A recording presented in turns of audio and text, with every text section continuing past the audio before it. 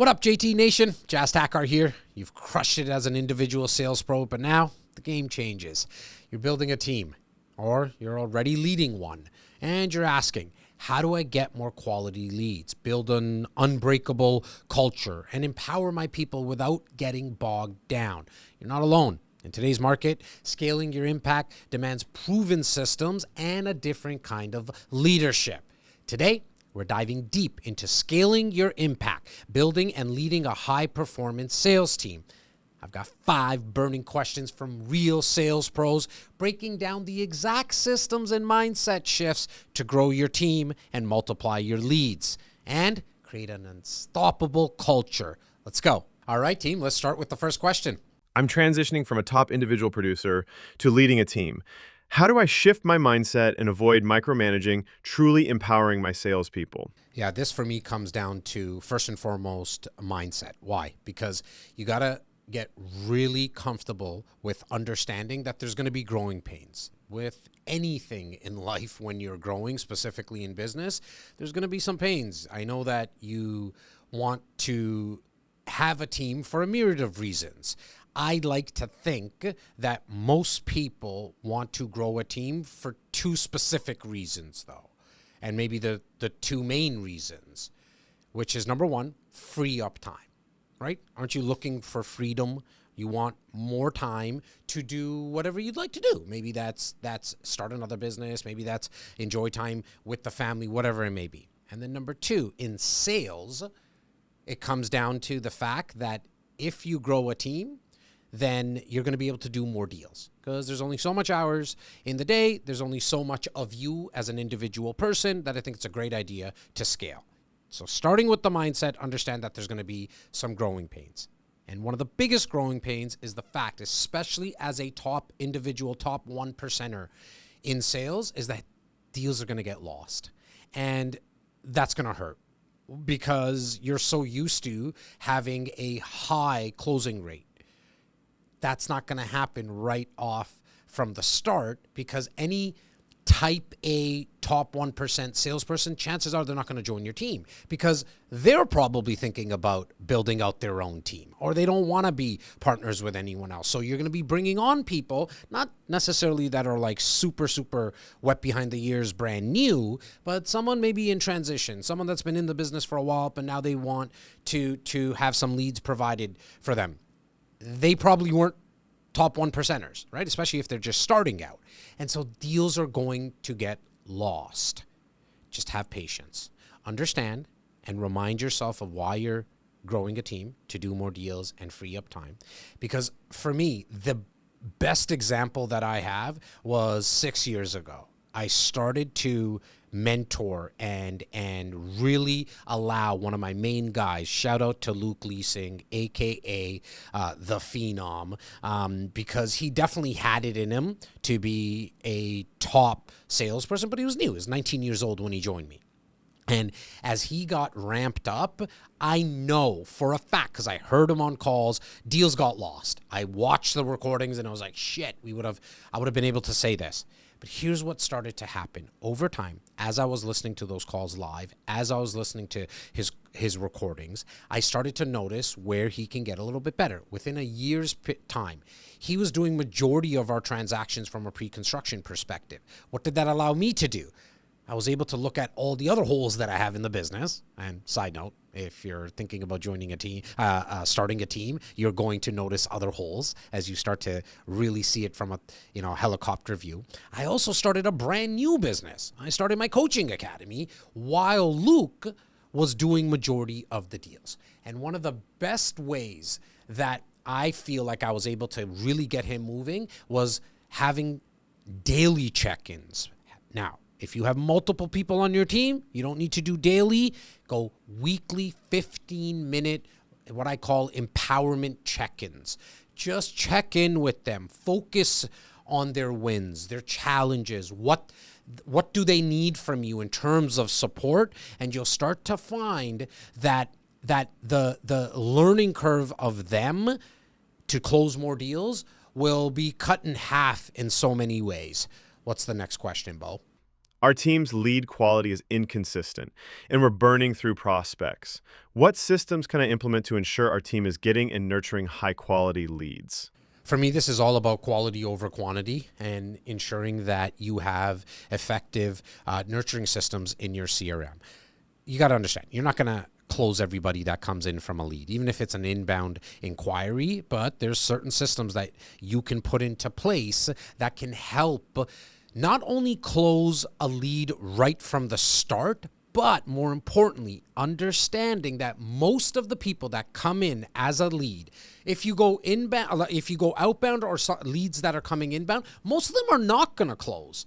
Now, if you've been listening to me and watching me for a while, you know about my sorting system, which is, some will, some won't, so what? But really, to break it down, you have the red apples, the people that are ready to go. Then you have green apples, guys and gals that are not ready right now to transact, but they want to stay in touch.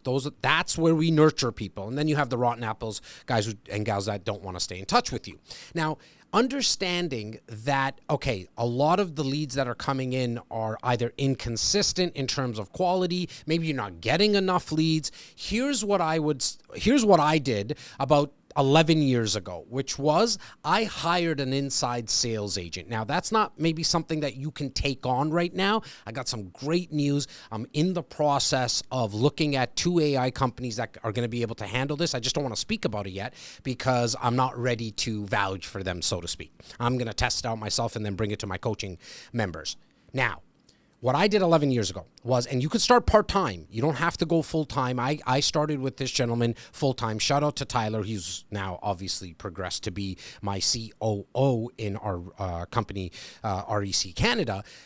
What I had him do is take in all inbound leads, as well as, when there wasn't a lot of influx of inbound leads, have him go outbound to my database. And he had one job.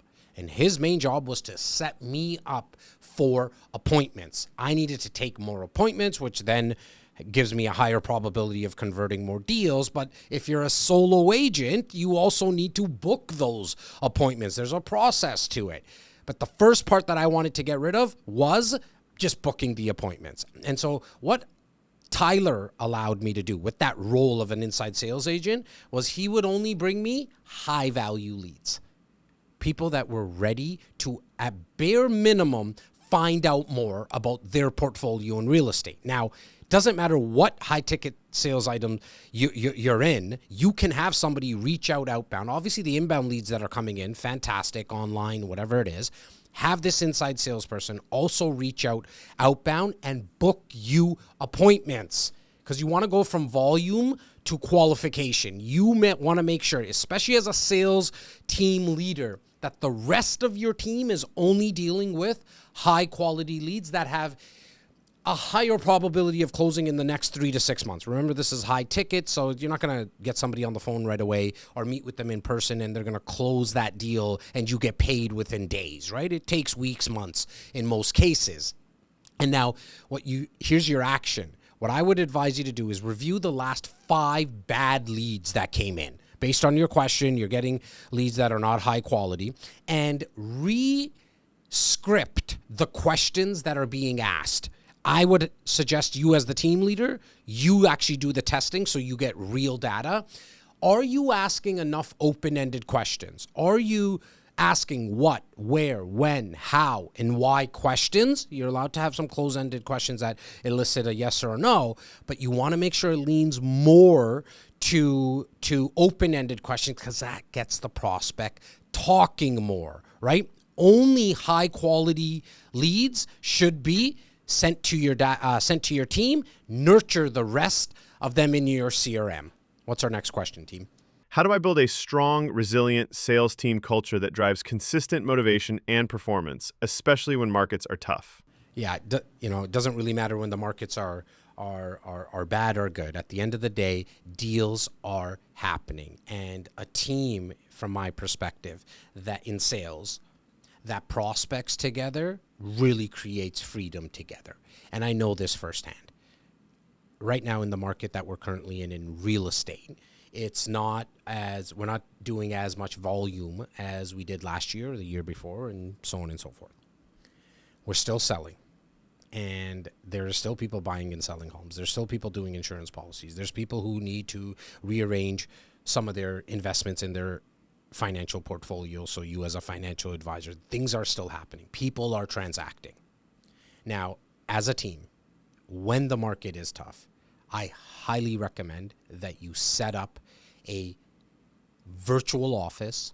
And this is exactly what I'm doing right now. So I got real stats. It's not like being tested. We're in it as we speak. We call it the REC virtual sales floor. Okay.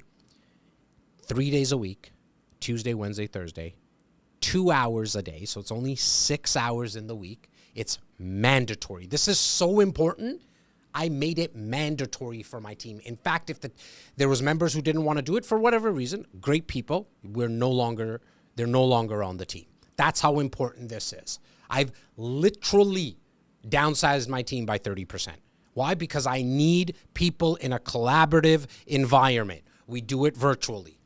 We set up, I want you guys to really want to drum this home. We set up anywhere from 10 to 15 appointments every single time we prospect together. So that is anywhere from, call it 30 to 45 appointments within 3 days. Now I have another outbound caller that does that for 40 hours a week and adds probably another 15 in the week. But just the team, when we're doing it together, we're looking at 30 to 45 appointments. Why? Because there's synergy. 1 + 1 doesn't equal 2 in those settings. It does equal 3 and 7 because people are doing it together. And these are salespeople. And one thing I know about salespeople is the fact that when they see another salesperson doing well, they up their game. And then my veterans on my team are helping the other guys because they know that they've been there before where the appointments weren't getting booked, deals weren't happening. And so what you really want to focus on here is collaboration, shared success, and then that invisible, beautiful word of momentum. Over time, and I'm not talking about months and years, I'm talking about days and weeks, you will start to see an uptick in actual results, appointments made, appointments taken, deals done, and you'll start to see their attitude a lot more positive because they're doing it together. This is not me just saying it. This is actual feedback from my team. Like, guys, what do you like about this? I'm asking, I don't ask every day because I don't want to be annoying, but every 3 days I ask, like, hey, guys, what did you think about the virtual? Jas, thank you so much for setting it up virtually because I'm able to do it from my home. I was joking with them today about, I don't even know if you guys are wearing pants. Like, that must be kind of cool. You get to just do this from home, and they're loving it. No driving. So minimum 2 hours virtual prospecting as a team. Because as a team prospects together, they create freedom together. Team, what's our next question? My top performers are getting burnt out and our retention is suffering. What specific strategies can I use to motivate, recognize, and retain my best sales talent in this competitive market? Yeah, so for each top agent that is on your team right now, it's going to be a little different, right? Know that we as salespeople like recognition. I always joke with my team and my leadership crew that salespeople, we definitely need therapists, right? Because why in the world would you wake up every morning and face rejection consistently and then do it over and over again? You're wired a little differently, right? And so knowing that individually, I also know that the recognition that they're looking for is different. What do I mean? Well, some guys and gals want extra bonuses in dollars. Some want maybe some like a gift for a vacation. Some just want the recognition that they were number one on the team. All of that is okay. There's nothing wrong with that. What you need to do as the team leader, though, is find out individually what that is. Now, it's not going to happen by just asking them and sending them an online survey. So what I recommend is once a week, all you got to do is sit down with each of your team members, the high producers and everyone in between, someone who's starting out. is have these one-on-one 15 minutes a week, and just check in, and you're talking not about performance. You could have that as another 15-minute meeting. We're only talking about 30 minutes a week with your team, and this is for the long-term growth of your individuals, which is just going to get your team producing more. And what you want to talk about is just what's going on in your life, right? In those conversations. Now, be very understanding of this, that it takes more than just doing that conversation for 2 weeks. Why? Because there's no deposits made with this person yet. They're still kind of feeling you out. Is this a safe environment? You're kind of my boss and my team lead. But over time, when you're just talking about their family, their goals, what some of their aspirations are, you'll start to hear what's important to them. And it's not always money. And if it is, great. That's an easy fix. Tie some bonuses to them.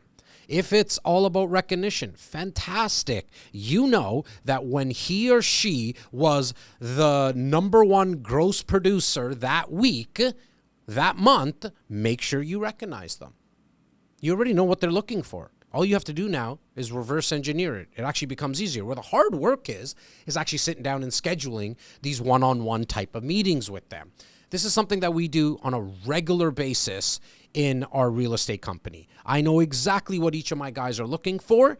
Now, sometimes do I miss the mark? Yeah, I'm not perfect, but I know which one wants the bonuses. Like, I'm thinking about that guy right now. I know which girl needs to be recognized. I'm thinking about her. I know the title. Sometimes it's a title is all they're looking for.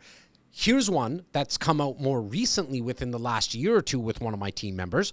What she really wants is to be a mentor to other people. She's been in the business for years, a couple of decades, coming up to anyways. And now she just wants to mentor people and kind of get a piece of the pie in terms of the dollars. So that's a perfect fit for me. I have somebody who's wants to take on a leadership role. And me as the team lead, I'm like, thank you. Right? It doesn't have to be all on my shoulders or my business partner's shoulders moving forward. And so you'll be really shocked when you're sitting down and talking to people one-on-one over, a month, 3 weeks, 5 weeks kind of thing. You'll start to feel what they want to be recognized for: dollars, career growth. They want some type of career path, trips, whatever it is. And then your job is to reverse engineer it. What's the next question, team? For someone aspiring to build their first sales team, what are the absolute non-negotiables for recruiting and onboarding that ensure long-term success? This one's easy for me. Resilience and attitude. That's it. I mean, if the attitude is right, and what I mean by attitude is one of helping people, the team, each other, as well as clients. Like, if you need to be into the attitude has to be that you're in it for the long haul, not in it with me for the long haul. Like, you want to be in the business for the long haul. Why? Because if you're not, you're going to do shady shit, and I just can't have that reputation out there about any one of my companies as well as myself, because it's a reflection of me then. And so number one is attitude.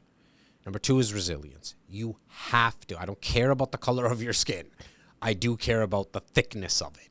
And because you're going to face so much rejection as a salesperson that you need to ensure that the people that you're bringing onto this team, because shit is gonna get hard in sales, not just rejection.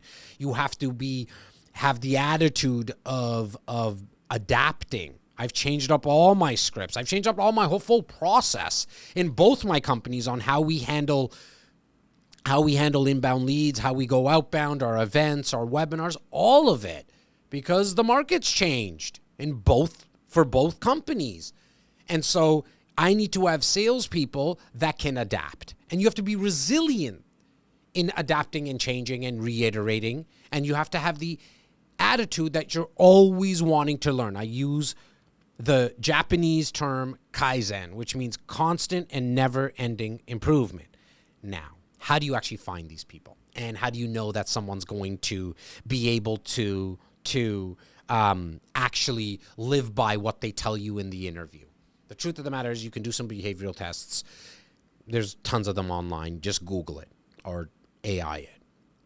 But you're going to find out in time.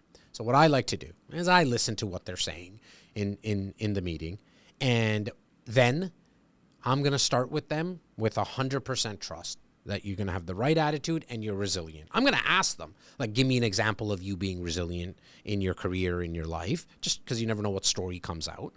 And, the attitude I'm going to try to feel out in the interview as well. But then for the first 3 months, I'm kind of watching like a hawk. I'm watching when they come on the virtual calls with us. I'm watching when I see them in person, because I want to know now I really want to see if what they were telling me during the interview process is something that is actually showing up. And so by far, always look to hire for resilience and attitude, because then you can have the right cultural fit and it will be sustainable over time. I hope you got massive value from these actionable insights today. If you're ready to stop guessing and start scaling your sales team, if you want to implement these proven systems directly into your business to achieve consistent results without the burnout, I encourage you to check out Jas Takhar Coaching. The link is in the description below. If you found this valuable, please hit that like button, subscribe, and share this with another sales leader or an inspiring team builder. Don't forget to grab your free The 5-Pillar Cheat Sheet Guide. It's the foundation for many of these systems. The link is in the description. Until next time, keep crushing it. And remember, systems, appointments, momentum. Let's go.